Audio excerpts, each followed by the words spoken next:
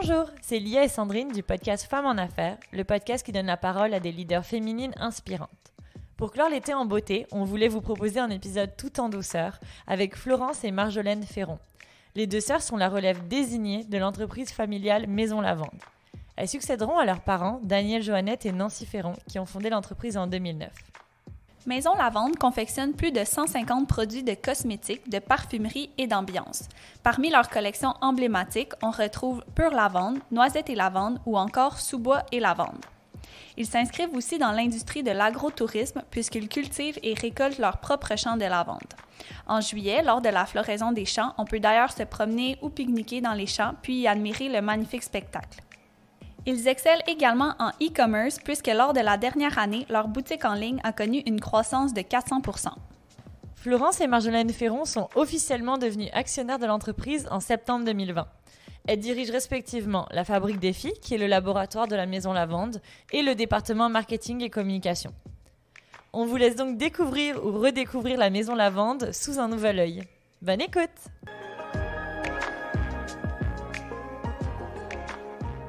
Merci beaucoup les filles de nous recevoir ici à la Maison Lavande. On est super contentes vu que c'est notre premier épisode depuis la pandémie en vrai. Bon retour! Wow. Merci. C'est comme le retour à l'école. Oui, C'est la rentrée. notre rentrée qu'on n'aura pas cette année, mais... Ouais. Oui, c'est ça, vous avez terminé. Oui, Félicitations. Merci. Avant de rentrer vraiment comme dans la production de Maison Lavande, vos produits, on voulait parler un peu des débuts, puis partir justement de vos parents. Eux, ils ont eu vraiment une réorientation de carrière, puisqu'avant, ils étaient journalistes. Fait que vous, comment vous avez perçu ça quand ils vous ont annoncé qu'ils changeaient? Mais c'est une bonne question quand même, parce que ça nous a marqués, là, c'est sûr. C'est quand même grand là, de voir ses parents changer du tout au tout, puis surtout de partir d'un emploi qui est tellement routinier, puis partir vers l'inconnu, l'entrepreneuriat. C'était les tout débuts d'un projet. Flo, comment t'as perçu ça? Non, ben, au début, c'est que c'était un projet en parallèle à leur emploi de journaliste. Puis au même moment, en fait, où il y avait comme le début vraiment réel de Maison Lavande, il y a eu la fermeture de la salle des nouvelles de TQS. Donc, nos deux parents, en même temps, ont perdu leur emploi. La réaction de ma soeur et moi, on était comme, oh mon Dieu, est-ce qu'on va pouvoir garder la maison? Est-ce qu'on va pouvoir continuer d'aller à l'école? Est-ce qu'on va pouvoir... Tu sais, c'était un peu déboussolant parce que nos deux parents perdaient leur emploi en même temps. Puis vous aviez quel âge? On était au secondaire. C'était en 2008, si je ne me trompe pas. Ouais, je pense que c'est ça. 2008. Puis on s'est posé des questions genre, est-ce qu'on va devenir pauvre? Tu sais, est-ce qu'on Ouais, va ben manquer oui. de moyens? Est-ce que vous allez... Tu sais, on comprenait très bien que les salaires allaient être suspendus là, jusqu'à temps que le nouveau projet fonctionne. Puis à ce moment-là, si le projet allait fonctionner, parce qu'il n'y avait rien qui nous disait que ça allait marcher, tu sais, à part la confiance des parents. Puis... Eux, ils n'ont jamais douté. Puis notre mère, elle a gardé quelques contrats à la pige là, pendant peut-être 2 ans après la fermeture de TQS. Donc, comme pour assurer Une un transition. revenu, une transition. Mais finalement, elle a arrêté parce qu'elle avait plus de temps, parce qu'ici, c'était trop prenant. Donc, ça allait vraiment déjà bien au début. Nous, on n'avait pas l'intention de s'impliquer dans l'entreprise à ce moment-là. Fait qu'on voyait vraiment ça comme leur projet à eux. Puis nous, on continuait nos chemins chacun de notre côté. Là. Ouais, c'était quoi, vous, vos plans professionnels respectivement avant de vous impliquer? Ben, en fait, moi, j'étais au secondaire, fait qu'on dirait que j'avais pas une idée vraiment claire de ce que je voulais faire dans la vie, quoique j'ai quand même décidé d'aller en gestion de commerce au cégep. Alors, c'est ce que j'ai fait. J'ai pas terminé la technique. Je me suis arrangée pour aller à l'université le plus tôt possible. Puis à l'université, je suis allée en commercialisation de la mode. C'est le programme universitaire qui se donne à l'UQAM. Puis c'est ça, donc je m'enlignais pas vraiment pour être à la Maison Lavande à cette époque-là. J'avais pas de plan. J'avais vraiment plus des rêves. Je rêvais de travailler pour une grande compagnie de cosmétiques. Je voulais travailler peut-être pour des magazines aussi. J'avais fait mon stage avec Louise Labrec qui travaillait à l'époque à Canal Vie pour une émission de télé. J'avais adoré ça. Fait que je me voyais pas encore dans l'entreprise jusqu'à temps que l'entreprise prenne plus de place dans nos vies, mais aussi dans nos cœurs. Parce que la passion de nos parents, on la voyait, puis veux pas, elle se transmettait vers nous aussi. Puis on dirait que là, ça s'est plus dessiné pour moi de se diriger vers l'entreprise, mais ça, on y reviendra plus tard. Ouais, moi aussi, dans le fond, j'étais zéro destinée à venir dans l'entreprise. Là, je m'en allais étudier. En fait, je suivais les traces de mes parents, mais avant. Oui, c'est ça qu'on a vu. Mon but, c'était de travailler en télé. Là. J'étais passionnée de bulletins de nouvelles, puis j'avais envie de devenir réalisatrice de bulletins de nouvelles. Donc, on est vraiment loin d'ici. Fait que, à ce moment-là, moi, j'étais au cégep en arts et lettres, profil théâtre. Ah, OK. Wow! Puis, fait que c'est ça. Après ça, j'ai fait un AEC en production télé. Donc, je m'enlignais vraiment vers là. Puis, j'ai commencé à travailler. J'ai fait tellement de contrats bénévoles en télé, en production de séries, en film, Je me suis impliquée dans plein d'affaires, puis je travaillais à Télé-Québec pour Bazo Bazo, là, qui était Bazo.tv, la boîte de production. Ouais. Parallèlement à ça, je travaillais comme édimiste à Radio-Canada. Fait que là, je me rapprochais un peu de la... Tu sais, j'étais la porte à côté de la salle des nouvelles. Fait que là, j'étais bien excitée de tout ça. J'ai participé à l'essor de Tout.tv au tout début, là, quand on mettait tout manuellement, en tout cas. Fait que c'était vraiment... c'est ça, j'étais super bien jusqu'à temps que mon patron, il me rencontre puis qu'il fasse comme, tu prends vraiment trop ça à cœur, là. Il faudrait que tu te calmes. Puis là, j'étais comme, comment ça? Mais j'étais comme trop impliquée. Puis là, il était comme, tu sais, il n'y a personne sur une table d'opération, il n'y a personne qui va mourir. Puis tu sais, j'étais comme trop, je voulais faire avancer les choses. Puis les méthodes de travail, ça m'intéressait vraiment. Puis j'étais comme, on pourrait améliorer telle affaire. Mais tu sais, Radio-Canada, Télé-Québec, c'est des grosses boîtes, c'est des grosses structures, c'est des... Fait que c'est là que j'ai eu un coup de... J'ai comme eu, je sais pas, une révélation, puis je me suis dit, mon Dieu, ça me ressemble pas. Finalement, c'est zéro. Ah, ben, c'est démotivant de faire dire ça par... Mais en même temps, démotivant ou motivant, tu sais, parce que je l'ai un peu pris de l'autre côté en me disant, ben si je prends trop ça à cœur, ça veut dire que mon énergie est pas bien canalisée. Puis au même moment, j'étais chez le coiffeur avec ma mère, puis j'étais comme... Là, elle me parlait comment elle était débordée, puis qu'il n'y arrivait pas, puis j'étais comme, maman, je vais venir t'aider. Je vais être ton assistante. Je vais juste faire tout ce que tu n'as pas le temps de faire. Mais là, j'ai rien. Là. Moi, j'ai pas d'études en comptabilité. Tu sais, Marjo, elle a fait quand même, elle avait sa gestion de commerce puis tout ça. Moi, j'avais rien. Mais bon, j'étais remplie de bonne volonté. Fait que ils m'ont passé une entrevue, là, comme quand Marjo est rentrée aussi. Ah ben oui, absolument. On a eu des entrevues. Puis là, tu sais, ça voulait dire aussi... Comme on avait Simon qui était déjà impliqué, notre cousin, mais ça voulait dire comme 4 personnes dans la même famille qui dépendaient de l'entreprise. Tu sais, c'est quand même une pression quand on commence en affaires d'avoir... Bien, toujours, en fait. Tu sais, t'es le pourvoyeur de plusieurs employés. Plusieurs familles qui dépendent du fait que l'entreprise réussisse ou non. Fait que je sais que ça les stressait vraiment au début, là. Moi, j'avais 100% confiance. Là. J'étais convaincue que c'était ma place. Là. Autant je m'étais jamais vue ici avant que là, j'étais comme, c'est là qu'il faut que je sois.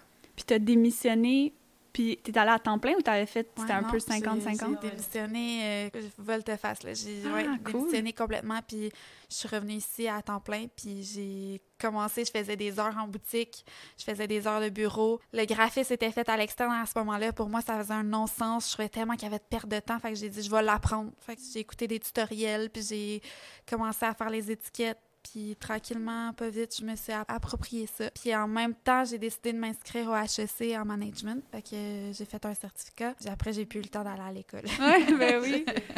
Puis toi, Marjolaine, c'est quand tu as commencé à plus t'impliquer aussi? Bien, en fait, c'est quand ma sœur est tombée enceinte. Ma sœur est tombée enceinte, puis déjà, là, on voyait à quel point ma sœur était quand même débordée. Là, comme ça allait vraiment bien l'entreprise, considérant les débuts d'une entreprise. Alors, quand ma sœur est tombée enceinte puis est partie en congé de maternité, je me suis dit, OK, mais la passion que la famille au complet, maintenant, nous transmet pour l'entrepreneuriat, pour les tâches qui s'en découlent, puis aussi la passion parce que je veux dire, la passion de faire les choses puis de s'impliquer avec cœur puis avec beaucoup de temps, on l'a tout dans la famille. On compte pas les heures, là. Puis ça fait longtemps que c'est comme ça. Fait que je me suis dit, ben je vais remplacer ma sœur. Je vais remplacer ma sœur pendant son congé de maternité. Puis j'ai donc passé une entrevue pour ça. Et ma mère, à ce moment-là, m'a dit... Marge, tu as eu l'emploi.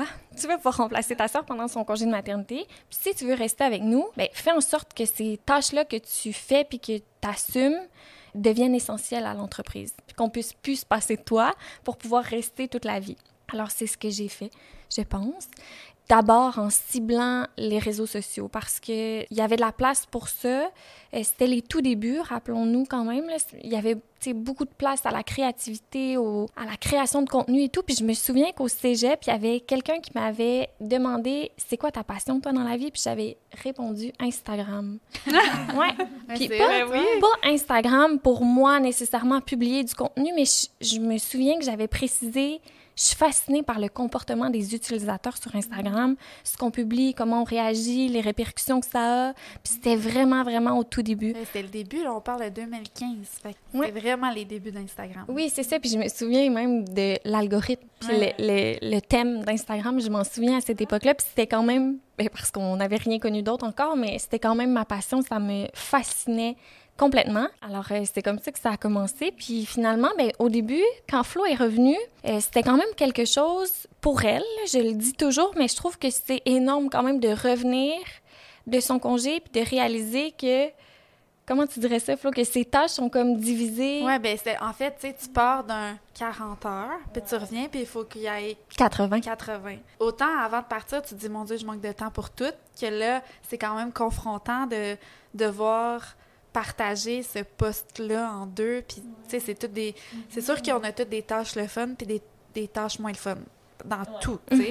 Fait que là, c'est de dire, les tâches le fun, il faut les diviser en deux, mais aussi les tâches pas le fun. T'sais. Parce qu'à cette époque-là, on se connaissait pas nécessairement tant professionnellement parlant. T'sais, on apprend à se connaître, on était jeunes, puis ma sœur et moi, à cette époque-là, on s'enlignait vraiment dans le même créneau. On était vraiment passionnés du marketing ensemble. Tu sais, Flo déjà travaillait les étiquettes, le graphisme, et donc toute l'image de marque au complet. Puis moi, les réseaux sociaux, toute l'image qu'on projetait de nous. J'étais comme le pont de l'entreprise vers les clients, l'audience et tout. Avant, il y avait de la publicité comme numérique ou c'était plus la publicité traditionnelle, papier, les pancartes ou... On a toujours fait des deux, nous. Ouais, OK, c'est ça. Ouais. Toi, il y avait un gros rôle que c'était aussi le marketing numérique. Exactement. OK. Vous étiez déjà sur Instagram ou non? Oui, quand on a eu un compte Instagram dès Mais tout, on a commencé les stories en Snapchat. On était vraiment hyper actifs sur Snapchat, puis on a décidé de continuer la chose sur Instagram. Puis je me souviens, ma sœur, au début, quand les stories Instagram ont commencé, ma sœur était comme « Marge, prends Snapchat qui est en déclin. » à cette époque-là. Surtout pour notre clientèle. Je pense que c'est encore populaire auprès d'une clientèle un peu plus jeune. Mais de notre créneau, on dirait que c'était plus en déclin. Puis ma sœur m'avait dit, prends ce que tu fais sur Snapchat puis fais-le sur Instagram. Mais pour moi, Instagram, tu sais, c'est fou comment tout évolue. Mais pour moi, Instagram, à cette époque-là, c'était encore du beau liché. Il fallait que tout soit beau. Versus ce qu'on faisait sur Snapchat, c'était plus comme du quotidien. On vous amène avec nous dans les dessous. On s'est chicané avec ma sœur. Je suis menstruée aujourd'hui. Je suis pas capable de la gérer. Ce genre de choses, là. Fait que ça m'a pris un petit temps avant de l'écouter, mais je pense que Flo avait raison. Puis c'est maintenant ce qu'on fait sur Instagram aussi dans les stories. C'est du contenu qui est magnifique quand même, je pense. Je veux dire, on s'assure toujours que ce soit beau, même en stories, mais ça reste quand même du quotidien. Puis des moments moins glorieux aussi. Mais vous avez eu l'œil quand même de démarrer au bon moment parce qu'Instagram, maintenant, avec l'algorithme, on sait que c'est beaucoup plus difficile de se faire connaître en tant qu'entreprise. Je pense qu'il y a l'instinct aussi. Tu sais, on est quand même instinctif. On y va avec ce qu'on pense. Puis on avait la chance d'être... Oui, ça posait des défis d'être deux dans le même créneau, mais en même temps, ça permettait aussi d'être deux cerveaux pour réfléchir à des trucs comme ceux-là. Puis ouais, je pense qu'on s'est pas trompé de ce côté. Mais c'est le fun parce que ça a été vraiment d'une façon organique. Tu sais, nous, on se demandait au début, est-ce que c'est les parents qui vous ont demandé? Mais tu sais, ça s'est fait super naturellement, finalement. Ah, mais ça, c'est bien de le dire parce que les parents, mon Dieu... Les parents, s'ils ont une qualité, c'est bien de nous faire confiance, là. Ils nous font vraiment, vraiment confiance, surtout sur des aspects qu'ils ne contrôlent pas tant ou qui ont moins d'intérêt. En fait, c'est que leur background de journaliste fait en sorte qu'ils ne sont pas gênés de dire qu'ils ne connaissent pas quelque chose. Ouais. Ils n'ont pas la prétention de connaître, puis ils ne sont pas gênés de poser des questions puis s'informer. Eux, quand ils ne savent pas quelque chose, ils appellent le meilleur, puis ils demandent. Maintenant, on a vraiment chacun nos départements, puis... T'sais, on a beaucoup de latitude, là. On est chanceuse. Mais je donne souvent l'exemple de la balançoire, là. C'est quand même récent, mais la balançoire géante, j'avais dit ça à Daniel un matin, là. J'avais dit, Daniel, imagine si on avait une balançoire géante, mais genre du type géant, du type qu'on apporte avec une grue, là. Puis qu'on l'installe au-dessus des rangs de la vente. On fait ça, mais Daniel, là, sans hésiter, c'est trop bon, on fait ça, on le fait. Mais là, Daniel, ça nécessite une grue dans les champs d'avant. Les champs d'avant qu'on prend tellement soin, là. Genre, c'est oui. On l'a fait. Ça se voit qu'ils vous ont transmis aussi l'aspect entrepreneurial, parce que vous avez ce genre d'idée. Vous n'avez pas à la portée de tout le monde, de ne pas avoir peur puis de se lancer, surtout avec la pression. Est-ce que vous avez envie que ça continue, que ce soit encore une entreprise familiale? Bien, une autre des qualités de nos parents, je pense, c'est qu'ils nous ont jamais mis de pression. Jamais en bâtissant Maison Lavande, ils se sont dit qu'on allait être la relève. C'est vraiment venu de nous. Puis, je pense que ça va être un peu la même chose de notre côté. C'est sûr que ça fait plaisir, là. Je pense qu'on soit là puis qu'on reprenne les rênes d'une entreprise qu'ils ont créée de toutes pièces. Tu veux que ça perdure dans le temps, mais tu veux surtout que cette entreprise-là ait l'amour et la passion qu'elle mérite. Fait que je pense que peu importe de où ça vient, ça sera ça l'important pour la pérennité de l'entreprise. Mais en même temps, ça nous a rendu service d'aller voir ailleurs aussi, nous, avant. Fait que, tu sais, il y a ça aussi à prendre en considération. T'sais, oui, s'ils veulent travailler pour l'entreprise, c'est bien, mais d'aller voir ailleurs aussi. Fait que non, pas de pression, je pense. Faut dire que nos conjoints ont aussi leur entreprise. Donc, ah ouais, OK. C'est drôle, ça. Ouais. Sur un autre ordre d'idée, comment vous décririez votre dynamique, en fait, une avec l'autre au travail, puis peut-être versus votre vie personnelle? Ah ben c'est drôle parce qu'on a vraiment deux versions différentes. Vas-y. Ben moi, je fais vraiment plus une distinction entre le travail et la vie personnelle, malgré le fait que je suis quand même vraiment exigeante, sûrement plus envers ma sœur puis mes parents que je le serais envers d'autres employés. Parce que je sais que leur amour est inconditionnel. Fait que ça, même si je dis que ça fait une distinction, au plus profond de moi, sûrement que ça fait en sorte que je suis plus exigeante envers eux. Mais moi, je suis capable de me chicaner dans le jour avec eux puis d'aller souper avec eux le soir. Moi, je suis comme, ce qui s'est passé au bureau aujourd'hui, on laisse ça au bureau, on réglera ça demain. Puis là, on est avec les enfants, on est avec nos maris, on en profite, ils n'ont pas à subir ce qu'on a vécu dans le jour aujourd'hui. Fait que pour moi, ça, c'est vraiment important. Puis en même temps, tu sais, là, on est dans 2 bureaux séparés en ce moment parce que moi, je suis plus au laboratoire, Marjo est plus ici. Ça fait en sorte qu'on se voit beaucoup moins. Puis je pense que là, c'est là qu'on se rend compte qu'on s'ennuie vraiment. Oh.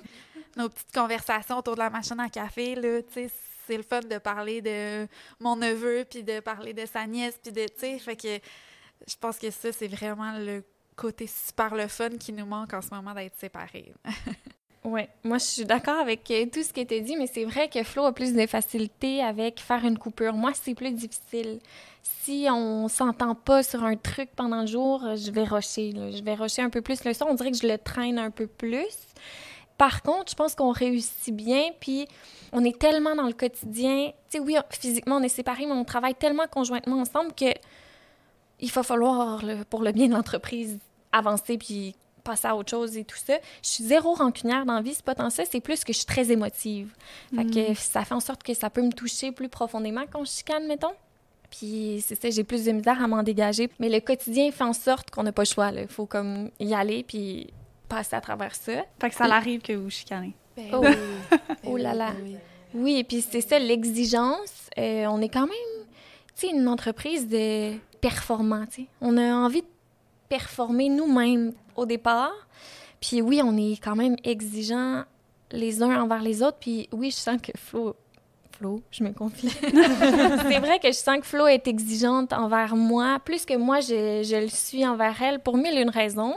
Mais oui, ça fait partie de la dynamique. Maintenant, depuis qu'on est séparés, on a juste hâte de revenir. Avec les projets qu'on prépare, on a juste hâte de se retrouver pour plusieurs trucs. Tu sais, quand on est ensemble, ça travaille vite aussi. Tu sais, les choses avancent, tout le monde est au courant de tout, c'est quand même précieux. Nous, on est toujours dans une optique, ça fait longtemps qu'on est dans cette optique-là où le bureau-chef travaille tout le monde ensemble. Tout le monde est dans le même bureau, puis ça permet d'avancer des projets plus vite, d'être au courant de tout, de savoir que telle chose, parce que, mon Dieu, on est encore une petite moyenne entreprise, c'est-à-dire que tous les départements dépendent des uns des autres. Alors, d'être dans le même bureau, ça nous a rendu service, puis on dirait qu'il manque ma sœur, là. Tu sais, il y a des choses que ça se passe tellement vite, et là, ça commence à être du back and forth, comme on dit. Fait que oui, on a hâte de se retrouver, puis oui, pour le côté personnel, parce que... Mon Dieu, la preuve, c'est quand on se croise à la garderie, là, nos 2 garçons vont à la même garderie, faut pas que ça arrive. Là. C'est sûr que je suis en retard ici. Puis c'est fou parce qu'on travaille ensemble, on est ensemble souvent les week-ends, les soirs même des fois. Tout se passe ensemble, puis on a encore quelque chose à se dire pendant une demi-heure à tous les matins. Fait que ouais, on a hâte de se retrouver aussi pour ce côté personnel-là, là, c'est sûr. Et c'est quoi les avantages ou les inconvénients de travailler avec sa sœur ou en général avec ses parents, sa famille? Oh, c'est dur, Je pense quand même. que le fait qu'il y ait plus d'émotions en général, c'est le plus gros désavantage parce que on prend la même situation avec une employée qui n'a pas de lien de sang, c'est beaucoup plus détaché. On dirait qu'on a une perception beaucoup plus objective de la situation, tandis que là, c'est toujours un peu subjectif. Ouais. On se connaît beaucoup. Ça peut être un avantage et un désavantage. Bien, les avantages, il y en a tout plein, là. Mais, la confiance, tu sais, on a une confiance qui est comme incalculable, là. Je veux dire, c'est infini, la confiance qu'on a les uns envers les autres. Quand on a des décisions difficiles ou des moments plus crunchy, on peut compter les uns sur les autres, tu sais. J'ai côtoyé d'autres entrepreneurs qui étaient tout seuls à la tête d'une entreprise, puis des écouter, ça m'a fait réaliser que j'étais comme la chance que j'ai de pouvoir m'appuyer sur d'autres membres de la famille, tu sais, de prendre une décision difficile puis de pouvoir avoir l'opinion de 4, 5, 6 personnes, parce que j'inclus aussi les 2 filles de la direction, là, comme c'est vraiment précieux, vraiment, vraiment précieux. Mais je dis toujours à plusieurs cerveaux, tu sais, quand on réfléchit, c'est une chance. De réfléchir à plusieurs cerveaux, c'est vraiment une chance, parce que malheureusement, c'est bien rare d'être bon dans tous les départements. Puis, tu sais, mettons, on prend des décisions, tu sais, des difficiles décisions qui parfois peuvent être pas nécessairement les meilleures, mais après, il y a toute la famille qui se dit, on l'a pris ensemble, cette décision-là, puis on vit à travers cette décision-là, puis on le fait, là, c'est pas grave, là, on se reprendra à la prochaine décision, tu sais, c'est le même. Fait que oui, ça, c'est le plus bel avantage. Je pense que tu as résumé les désavantages. Côté émotif, c'est ça. Moi, je trouve ça dur quand même. Mais voilà, c'est ça. Je pense que l'avantage prend le dessus, mon Dieu. On se sent comme à la maison à chaque fois qu'on vient travailler. Ça nous donne hâte de venir travailler aussi, fait que... Mais du coup, la coupure aussi est plus difficile. J'imagine compter vos heures. Enfin, on les compte pas, mais le fait d'arriver à bien prendre des pauses pour consacrer du temps à sa famille aussi, ça doit être un peu plus difficile. On est de mieux en mieux. On s'améliore vraiment. Moi, entre autres, en écoutant des podcasts sur la maternité puis l'entrepreneuriat, puis j'ai mis en place des petites actions qui font en sorte que j'ai l'impression que de plus en plus, je me permets de décrocher. Puis, tu sais, des fois, mon patron de Radio-Canada me revient en tête et je me dis, on fait des cosmétiques, il n'y a personne sur une table d'opération. Même si on répond au courriel demain matin, ça va aller. Oui, c'est correct. Puis en nous-mêmes, nous, je trouve qu'on se le dit, puis surtout, je dirais, là, cette année, là, je trouve qu'on a fait comme une bonne différence en termes de se parler d'entreprise, tu sais, de notre entreprise pendant les soupers, tu sais. Ça a toujours été dans nos têtes, dans le sens où, au début, on osait se parler de la Maison Lavande pendant les soupers de famille en sachant que c'était pas nécessairement agréable pour les 2 chums qui, oui, eux, ils participent parce qu'ils sont entrepreneurs aussi, mais jusqu'à un certain niveau, ça les intéresse peut-être pas de savoir combien de sachets de lavande séchée nous reste. Là. Alors, je trouve que cette année, on a vraiment fait comme un bon pas de ce côté-là. On apprend tranquillement, puis ça va aussi avec la solidité de l'équipe qu'il y a aussi autour, ce qui nous permet de... Mon Dieu, on est à tête reposée, là. On sait que tout se passe à merveille, là. On a vraiment une équipe de rêve. Mais voilà, on s'est amélioré, je pense. Puis, pour revenir sur les rôles, vous avez davantage là, divisé vos tâches. Donc, toi, Florence, tu t'occupes de tout ce qui est la production, puis toi, Marjolaine, du marketing. Oui. Donc, comment ça s'est passé, dans le fond, cette répartition-là dans 2 départements distincts? Flo a toujours été très, très passionné des ingrédients, des coordinations avec les labos, des formulations, plus, tu sais. C'est sûr qu'on est à la Maison Lavande, il faut que ça nous intéresse tous. Ça nous intéresse vraiment tous, mais on dirait que ma sœur, elle avait comme un petit amour de plus pour cette portion-là. Puis elle a toujours coordonné les productions avec les labos aussi, jadis. Après, pour ce qui est de l'apparition de l'histoire du labo, Flo, je pense que tu peux le raconter. Oui, mais c'est une histoire qui est arrivée grâce à la pandémie, en fait. Nous, on a perdu un de nos laboratoires qui a décidé de faire du gel antibactérien pendant la pandémie. Puis c'est un laboratoire qui fabriquait un de nos meilleurs vendeurs. Fait qu'on a perdu plusieurs centaines de milliers de dollars à cause qu'il a décidé d'arrêter de produire ce produit-là. Fait que c'est bien correct. C'est une décision d'entreprise, mais nous, de l'autre côté, ça nous mettait un peu... dans l'embarras. Oui, dans l'embarras. Fait que Daniel, à ce moment-là, sais, Daniel, qui voit toujours tout en grand, il est comme, ça nous prend notre labo, ça nous prend notre labo. OK. Puis au même moment, on avait un de nos labos qui était le plus près, en fait, là, qui est vraiment comme au bout de la rue ici, cherchait à soit prendre l'expansion, soit vendre. Puis en parlant, genre, en 2 livraisons avec Daniel, qui lui a dit, ça nous prend notre labo, elle a fait, ben je vais te vendre, moi. Fait que ça s'est fait en genre 3 mois. Puis quand il nous est arrivé avec cette idée-là, ben c'était drôle parce que ça a coordonné avec mes 30 ans. Puis moi, je m'étais dit que pour mes 30 ans, il fallait que je dise ce que je voulais dans la vie. C'est ça que je m'étais dit. À partir de maintenant, il faut que je sois plus claire avec ce que je veux dans la vie. Fait que j'ai dit, ben moi, j'aimerais ça être en charge de ça. J'ai dit ça de même. Puis ça a fonctionné. Fait que depuis le 4 septembre dernier, on est propriétaire d'un laboratoire et on fabrique de plus en plus presque tous nos produits. Puis on produit aussi pour d'autres clients, donc en marque privée. Fait qu'on a leur recette à eux. Puis encore, là, c'est la preuve de Daniel, comme encore, puis des parents qui n'ont pas de barrière, là, sont comme, ben notre labo nous fait faux bon, achetons. Vous devenez de plus en plus vertical. Exact. Puis c'est aussi ça, l'approvisionnement. On l'a vu dans toutes les chaînes.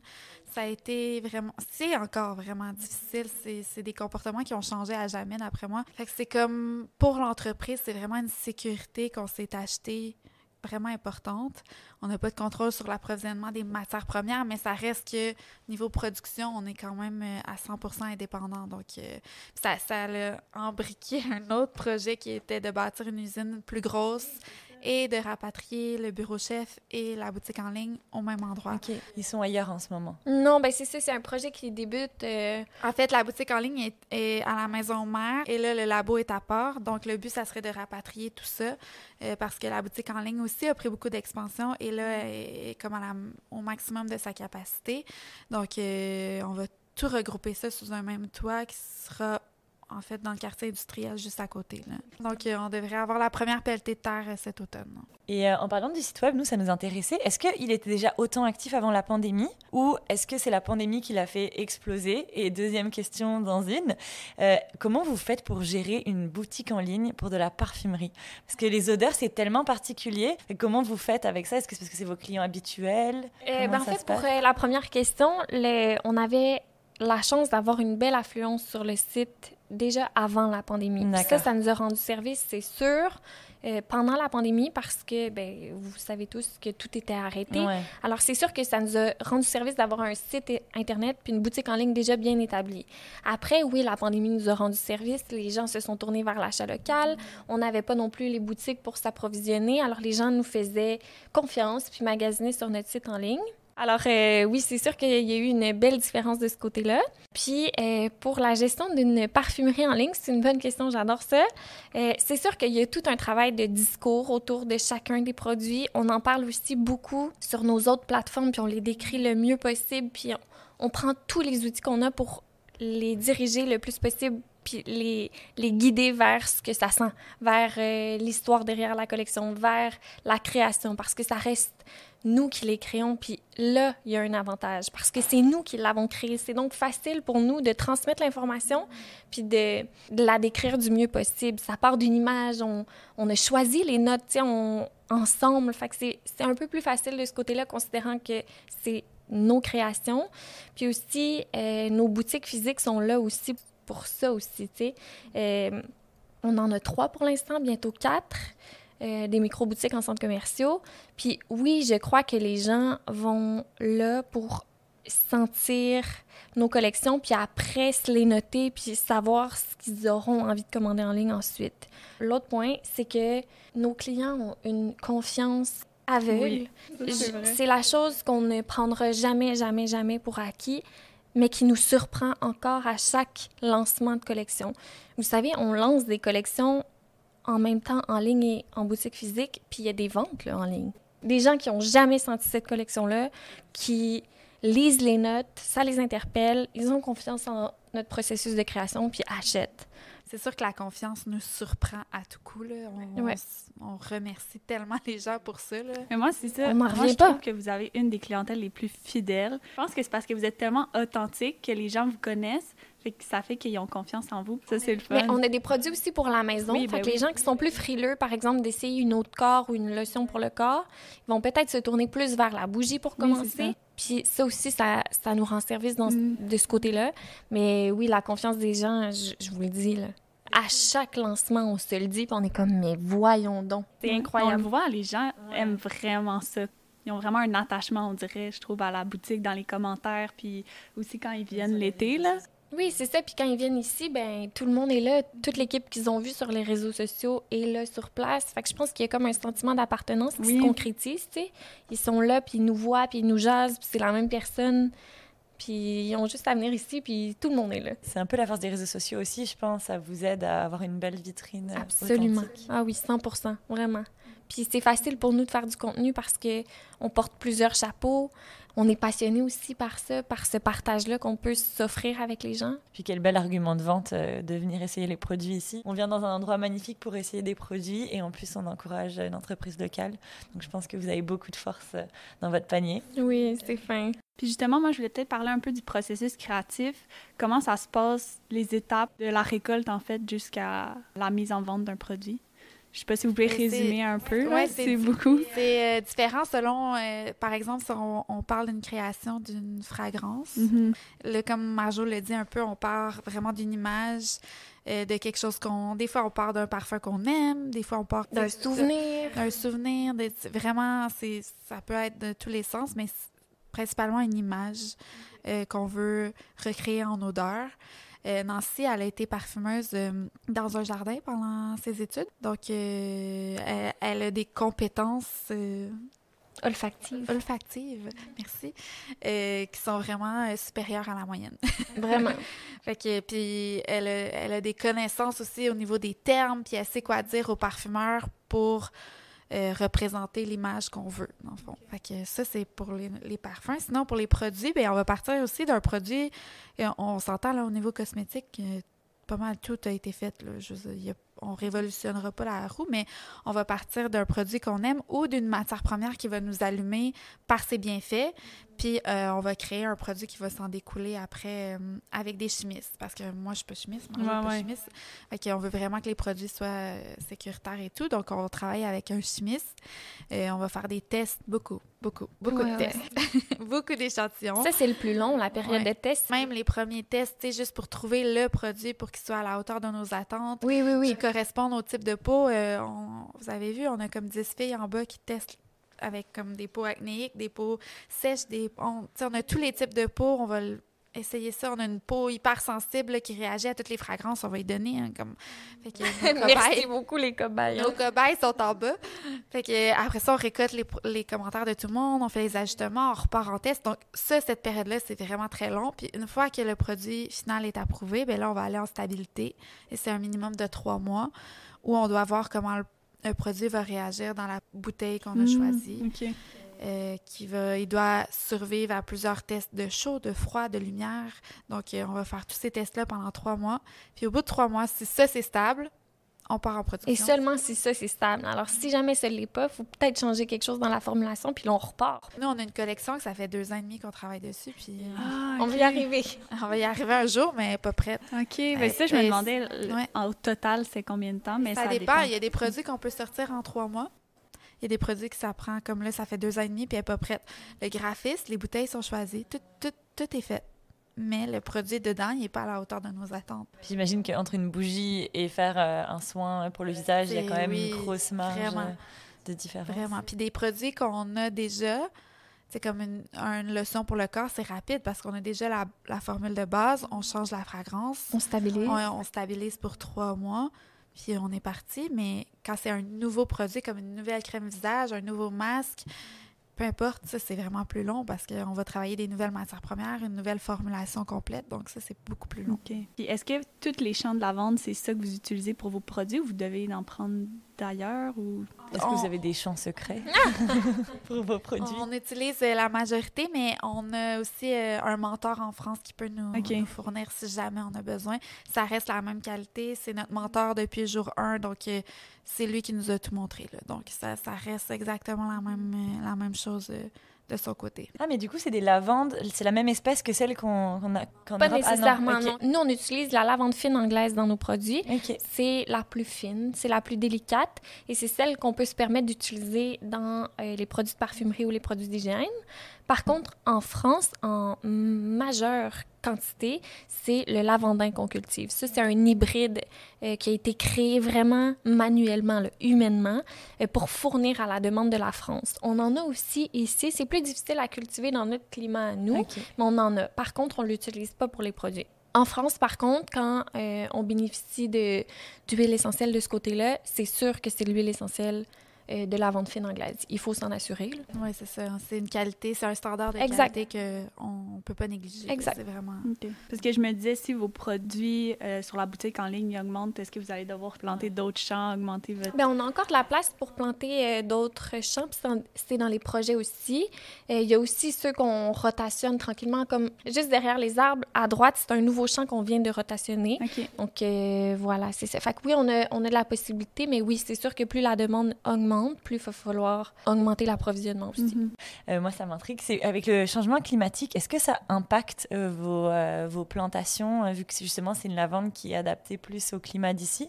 En fait, la lavande aime beaucoup la chaleur. Donc, au niveau du réchauffement climatique, ça va. Par contre, cette année, pour la première fois depuis 12 ans, on a eu un gel qui a affecté la lavande, le gel en mai avec la pleine lune. C'est la première fois qu'on a eu un impact. Tellement que nous, on a plein de voisins qui ont des raisins, qui ont des pommes, qui ne dormaient pas de la fin de semaine, puis nous, on était comme vraiment... Ça ne nous concerne pas, finalement. On a été affectés. Tout le premier champ, quand on arrive à la maison, a gelé. Fait que toutes les fleurs, tous les boutons de fleurs qui n'étaient pas ouverts, mais qui étaient là, a gelé. Ils sont devenus noirs, ils ont tombé. Puis là, nous, c'est le premier champ quand t'arrives, là. Fait que... on veut qu'il soit beau, là. On veut qu'il soit beau, là. Fait que on s'est reviré de bord. Ça, c'était quand même le fun. Le fun. Oui, c'était pas le fun, mais non, c'est de voir la solidarité de la Dieu. communauté agricole. Notre voisine agronome qui est venue, qui cherchait un engrais pour essayer de stimuler une pousse. Nous qui parlons à nos voisins qui ont perdu leurs tomates, OK, mais comment on peut faire? Non, c'était incroyable. Simon, qui est directeur de la production des champs ici, là, qui est notre cousin, là, qui est comme jour et nuit, il pensait, puis là, il faisait des tests avec des toiles sur une certaine partie des champs. Comme pour voir ce qui fonctionnait le mieux. Puis finalement, ben, grâce à cette solidarité-là, puis tous ces cerveaux-là encore qui réfléchissent ensemble sur un même problème, dans ce cas-ci, ben, ça fait en sorte que notre floraison, on l'a eu quand même. Elle a été différente quand même cette année parce que c'est un engrais qui a permis l'enracinement comme de solidifier le système racinaire. Puis de stimuler une floraison. Une autre floraison. Fait que là, cette deuxième floraison-là était décalée par rapport aux fleurs qui restaient, qui n'avaient pas gelé. Fait qu'on a eu comme une première floraison dans la majorité des champs, puis une deuxième floraison dans le champ après. Fait que ça a étalé notre période de floraison sur comme 5 semaines au lieu d'être 3 semaines. C'était quand même bien. C'est juste que l'effet très, très mauve, concentré, était un peu moins là. C'est des acquis que vous allez pouvoir garder aussi. Exact, parce que là, le prochain gel en mai qui annonce, vous êtes il était comme, on met les toiles partout. Et est-ce que les lavandes, c'est des plantes, une fois qu'on les a plantées, elles restent là, c'est juste qu'elles meurent en hiver puis elles repartent, ou est-ce qu'il faut les replanter tous les ans? Non, c'est une vivace. Ah, c'est une vivace. Ça revient d'année en année. Par contre, nous, on cultive bien sûr la lavande, puis ça lui permet parfois d'avoir une deuxième floraison aussi en septembre, normalement, quand il fait très beau. Mais oui, c'est une plante qu'on n'aura pas besoin de replanter au printemps. Par contre, quand on va la découvrir au printemps, elle sera pas belle. On doit avertir les gens souvent qui cultivent la lavande à la maison. T'sais, on a des gens qui achètent des plants ici puis qui vont les planter chez eux dans leur jardin ou dans leur plate-bande. Puis souvent, au printemps, on a des appels, puis des gens qui nous disent... Mon Dieu, mon plant il est tellement laid, c'est sûr qu'il est mort. Mais non, ici aussi, c'est la même chose. Au printemps, là, c'est pas bien beau. C'est gris, ça a l'air mort, vraiment. Puis il faut lui laisser le temps de se réveiller.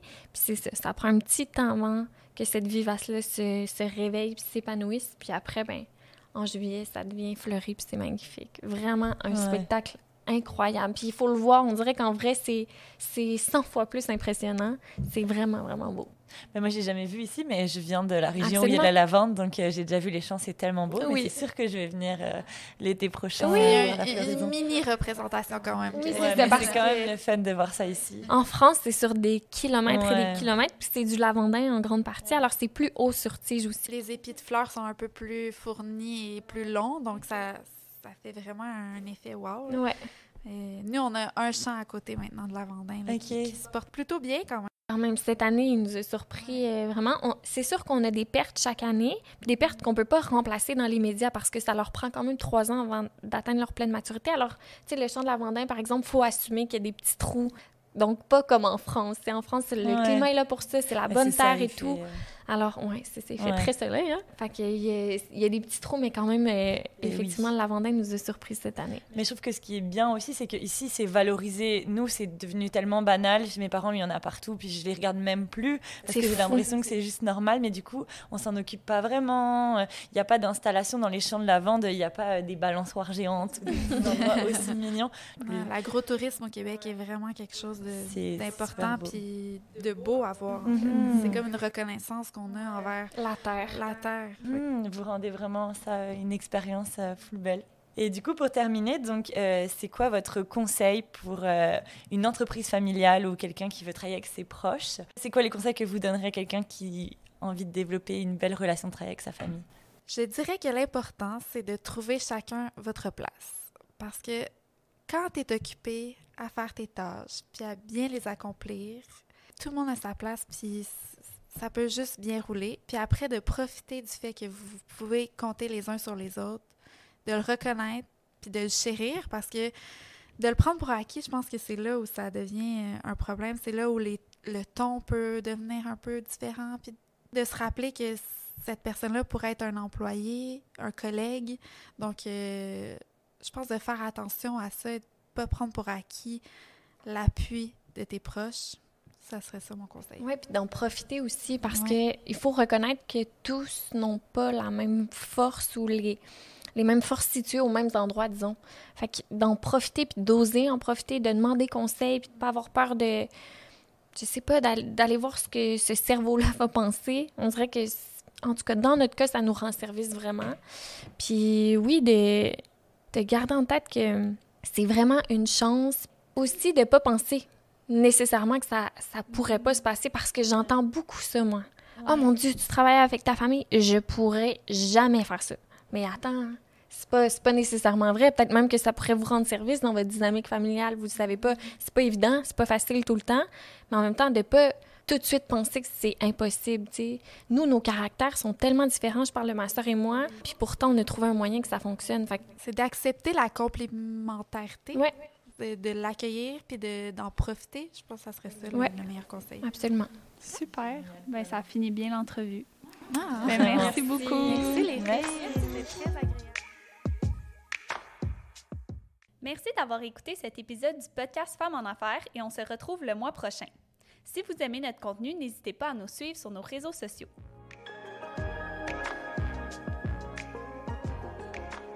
Ce podcast est produit par À la 3 Média.